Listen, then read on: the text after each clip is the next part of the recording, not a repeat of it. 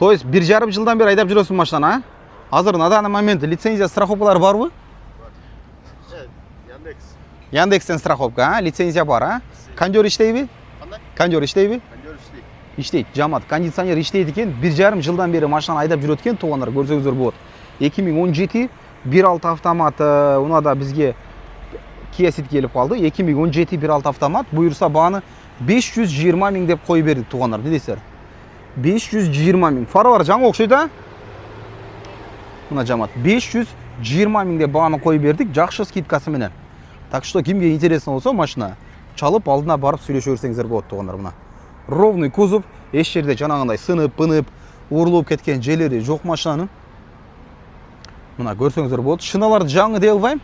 Эми жакшы эле экен. 520 миң. Варианттар жокпу? Жок, а? Ой, ичи ухоженный экен, жамат. По-моему, чехолдорду недавно эле снимать эткен окшойсуңар, а? Неге дегенде мына отургучтардын состояниясы өтө жакшы болуп турат да. По-моему, туугандар чехолду жакында эле чечиптир. Ошого мына отургучтардын состояниясы жакшы экен. Кондер как положено иштейт экен. Электрозеркала, подогрев руль, мультируль, лепесток.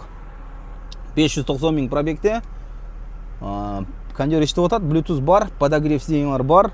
Чек неге жанып калган? Чек Кыргызстанга барганда бензин. Кыргызстанга барып анан бензин жаман бензин куюп алдың, а? А так мотор коробка жакшыбы? Мотор коробка жакшы дейт, жамат. Мына бааны буюрса 520 миң жакшы скидкасы менен. Кымбат дебей алдына барып жакшы кылып сүйлөшө бересиздер, туугандар. Мынакей. Торг у капота.